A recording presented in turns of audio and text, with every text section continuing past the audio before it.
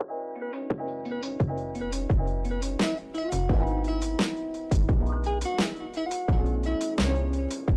semuanya, Assalamualaikum warahmatullahi wabarakatuh. Salam sejahtera bagi kita semuanya. Pertama-tama yang saya hormati Ibu dosen pengampu Syarifah Ida Farida SEMM selaku dosen mata kuliah Kewirausahaan Entrepreneurship. Kemudian saya juga berterima kasih banyak telah diberikan kesempatan untuk mempresentasikan materi saya yang berjudul Aspek Lingkungan Studi Kelayakan Bisnis. Perkenalkan, nama saya Reksa Alfia Azani dan saya bersama rekan saya yang bernama Rahmadianti. Jadi, saya mahasiswa dari Universitas Pamulang, jurusan Program Studi Manajemen. Jadi di sini saya akan mempresentasikan materi yang berjudul Aspek Lingkungan Studi Kelayakan Bisnis. Materi pertama akan dibacakan oleh Rahmadianti, rekan saya. Untuk Rahmadianti, dipersilahkan.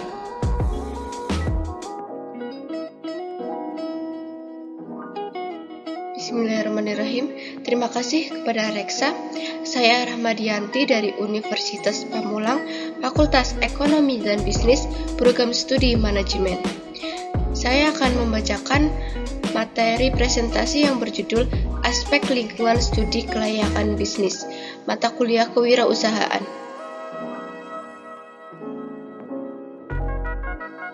Studi kelayakan bisnis yang ditinjau dari aspek lingkungan merupakan langkah awal dalam berbisnis dengan mengantisipasi segala ancaman dan menciptakan peluang dari kondisi lingkungan sekitar lokasi bisnis. Pihak-pihak yang terlibat dalam suatu kegiatan usaha: 1 pihak investor, 2 pihak manajemen, 3 pihak kreditor. Selanjutnya ada AMDAL. Apa itu AMDAL? Analisis mengenai dampak lingkungan adalah salah satu langkah penting dalam perencanaan suatu proyek yang diperkirakan dapat memberikan dampak dan pengaruh terhadap lingkungan hidup di sekitarnya, seperti biotik, abiotik, dan kultural. AMDAL dijalankan berdasarkan hukum yang tertuang dalam Peraturan Pemerintah Nomor 27 Tahun 2012 yang mengulas tentang izin lingkungan hidup. Selanjutnya ada fungsi AMDAL. Yang pertama, membantu dalam proses pengambilan keputusan. 2. Memberi saran dan kritik dalam penyusunan kegiatan usaha. 3. Memberi pertimbangan dalam penyusunan rencana pengelolaan lingkungan hidup. Peran AMDAL. 1. Pengelolaan lingkungan, yaitu dengan penyusunan kegiatan antisipasi berdasarkan perkiraan dampak lingkungan yang akan timbul. 2.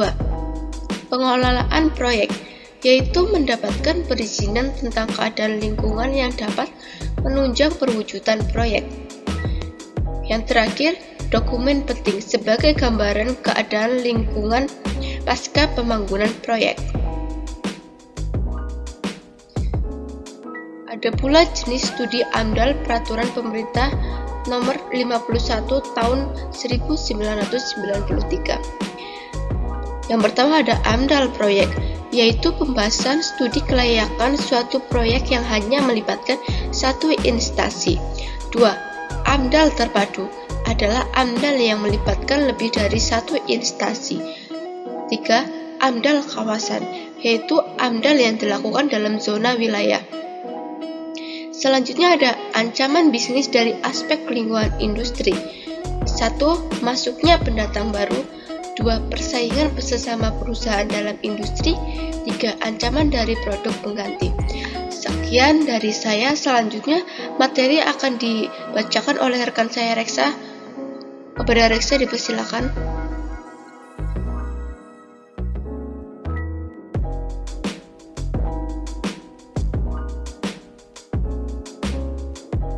Baik, terima kasih Rahma.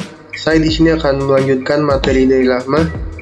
Berikut ini adalah faktor yang mempengaruhi intensitas persaingan antar perusahaan. Di antaranya ada jumlah pesaing, pertumbuhan industri, diferensiasi produk, biaya produksi, adanya permintaan dan penawaran, yang terakhir ada strategi bisnis.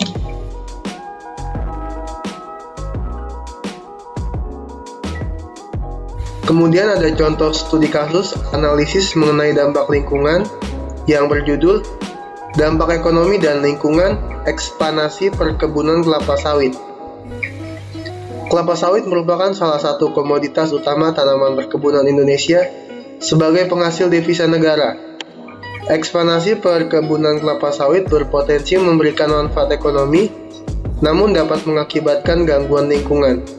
Berdasarkan persepsi masyarakat, dampak lingkungan akibat ekspansi kebun kelapa sawit berupa berkurangnya kuantitas air tanah, pencemaran air, dan berkurangnya populasi satwa. Adapun dampak lingkungan dari pabrik crude palm oil adalah menghasilkan limbah cair dari pengelolaan kelapa sawit yang menimbulkan biaya eksternal bagi masyarakat berupa biaya pengganti air bersih dan biaya berobat. Melalui peningkatan sistem tata kelola perkebunan kelapa sawit, maka dapat mengurangi dampak negatif tersebut. Indonesia telah mengimplementasikan sistem tata kelola yang berskala global dan nasional.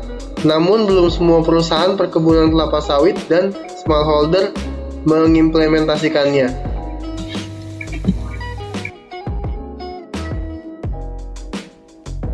Berikut contoh soal dan jawaban studi kasus analisis mengenai dampak lingkungan.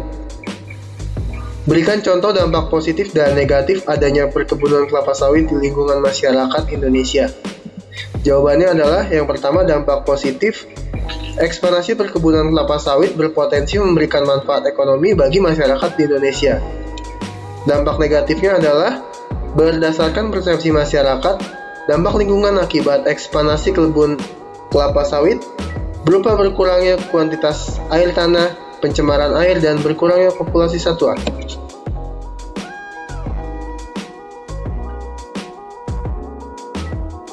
Kemudian di sini ada kesimpulan dan saran. Kesimpulannya dari materi ini adalah, jika rencana bisnis dinyatakan layak, maka studi akan dilanjutkan ke aspek yang lain. Jika rencana bisnis dinyatakan tidak layak, dapat dilakukan kajian ulang yang lebih realistis dan positif, sehingga kajian menjadi layak. Apabila memang sulit untuk layak, maka sebaiknya rencana bisnis ini akhiri saja.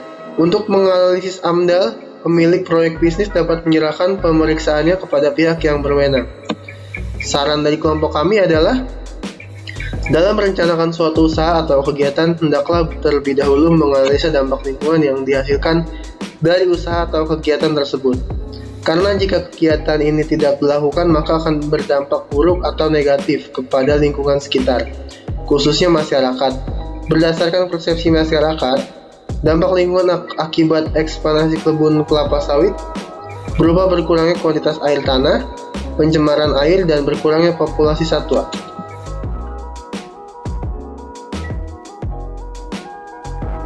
Berikut ada daftar pustaka dari materi kami. Dari Umar DRH 2015, Studi Kelayakan Bisnis edisi 3, Jakarta, PT Gramedia, Pustaka Utama. Kemudian Utami R, Putri E, Ika, dan Ekayani M, Dampak Ekonomi dan Lingkungan Ekspansi Perkebunan Kelapa Sawit, Studi Kasus Desa Penyabungan, Kecamatan Merlung, Kabupaten Tanjung Jabung Barat, Jambi.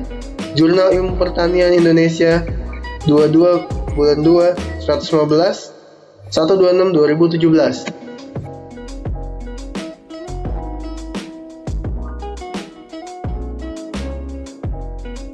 Di sini ada tim kami. Saya sendiri Reksa Alfi Azani sebagai moderator, answerer, maker and material for finder. Kemudian ada Rahmadianti rekan saya sebagai speaker, answerer, maker, dan material finder. Sekian presentasi dari kelompok kami. Kurang lebihnya mohon maaf. Wabillahi taufiq wal hidayah. Wassalamualaikum warahmatullahi wabarakatuh.